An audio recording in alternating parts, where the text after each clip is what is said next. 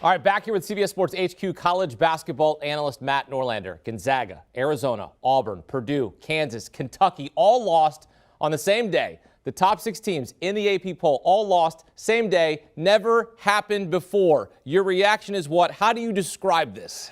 I describe it as, I don't care what the calendar says, March is here. This is the perfect primer, okay?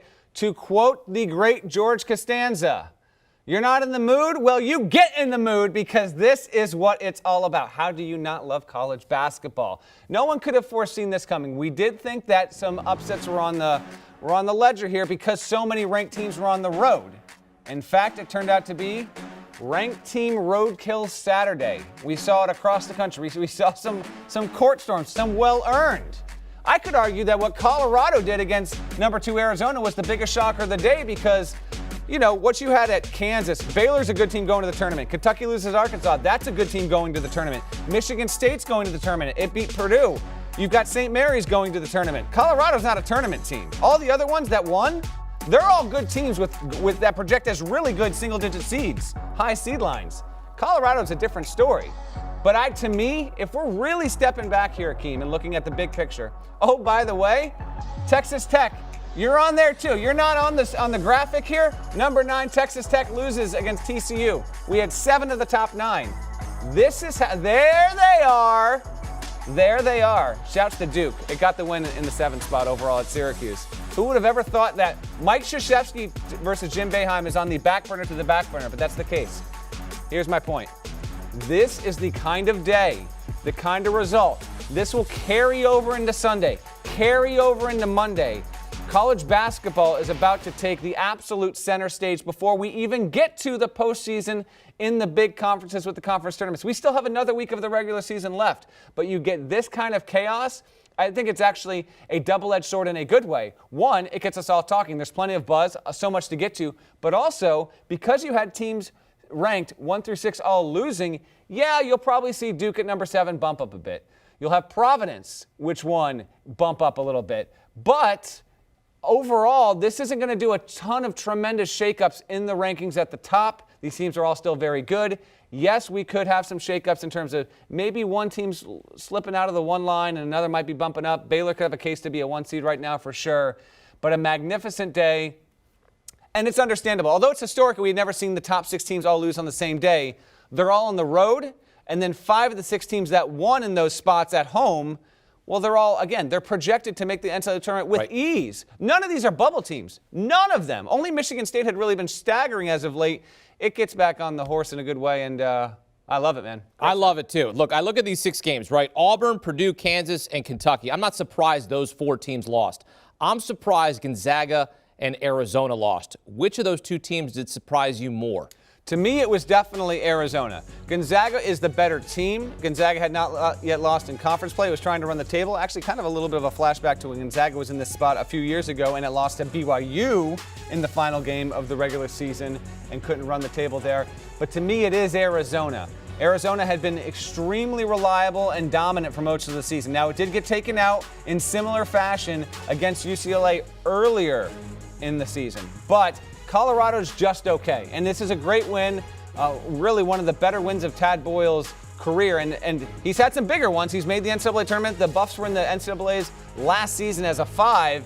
But to me, you look at that margin of defeat for Arizona, it wasn't a tight game. It was a no doubt about it. That was more of a shocker. Gonzaga will get the bigger headlines. But I want to be clear on this. The game to me was more about what St. Mary's is capable of doing. Again, St. Mary's entered into the game against Gonzaga, entered into this weekend reasonably as a 6 or 7 seed. Take your pick. They were right about there. They have been the number 1 foe in the WCC. They have picked off Gonzaga with some regularity over the years. They hadn't the previous 7 times, but it's not an outright stunner. The way they got it was a little bit surprising. I'm not going to try and downplay this. St. Mary's led from the jump and never relented. Gonzaga was never in control of this game. St. Mary's played its pace. But to me, Colorado winning the way it did against Arizona was just a little more surprising. And the win for St. Mary's, it told me more about what they're capable of doing. And man, oh man, that is a vintage St. Mary's team, by the way. The Aussies, the hair. Yep. Randy Bennett's got his dudes. They're something else. That is a genuine Sweet 16 sleeper kind of team, although it's kind of hard to say that in the aftermath because you get a win like Gonzaga like this, you're really not that much far off the radar anymore. Well, entering the day, Jerry Palm had St. Mary's as a projected 6th seed in the NCAA tournament. You look at the 4 teams on the 1 line. Gonzaga, Arizona, Auburn, and Kansas. Do they stay on that 1 line? They all lost, so they're all like, hey, we all lost. Maybe we just all stay on the 1 line. You know what? I think because Baylor now has 11 quad 1 wins. Baylor leads the country in quad 1 victories. I think that's probably enough to vault the Bears to the 1 line. In fact, they're tied with Kansas for the most combined quad 1 and quad 2 victories. So I would put Baylor up there, and if I put Baylor up there, who do I have to drop down? It's a tough call, but I'd have Gonzaga still there. I'd still have Arizona there. With the Kansas losing, I think I probably have to drop KU. They've got that blowout loss at home against Kentucky. If you want to say it's Auburn, Auburn's 3-3 in its past 6. Again, it's the entire resume. I think I narrowly drop Kansas down, and I put Baylor as the last number 1 seed in the here and now. But the good news is we have another week of the regular season. We have all of these conference tournaments. And I do think that's a big picture important thing for men's college basketball. There's still uncertainty with the 1 line, multiple spots, the 2 line, even the 3 line. You know, Providence wins again, Tennessee wins. You've got teams that are still able to kind of push up there. It is going to be a fantastic NCAA tournament because we have so many teams that are good enough to make the Final Four. Like there are 10 to 12 teams good enough to win the NCAA tournament.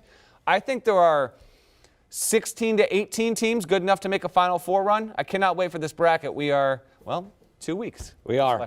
I wonder what the rankings are going to look on Monday. Is Duke go to number 1? They just slide up all the way to number 1? That's a good question. I don't know if they will because they're so low. Now, if the voters want to justify it, they could. My guess, though, Hakeem, is no.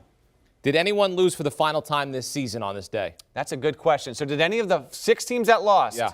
Or you want to throw Texas? Did anyone lose for the final time, meaning they'll win out for the remainder of the season, and so the eventual national champion lost today and won't lose again? I'm going to say yes. I'm going to say yes because I particularly like Gonzaga's chances to win the national championship, and I don't think they're getting picked off again in the WCC tournament. There you have it. The Gonzaga Bulldogs lost for the final time. But the top 6 teams, including Gonzaga, in the AP poll, all lost on the same day. Never happened before in college basketball history. Do you want a sports network that delivers everything that matters about the game? The highlights, the picks, the instant analysis, no yelling, no fake debates, no politics. Hit the subscribe button and never miss a moment.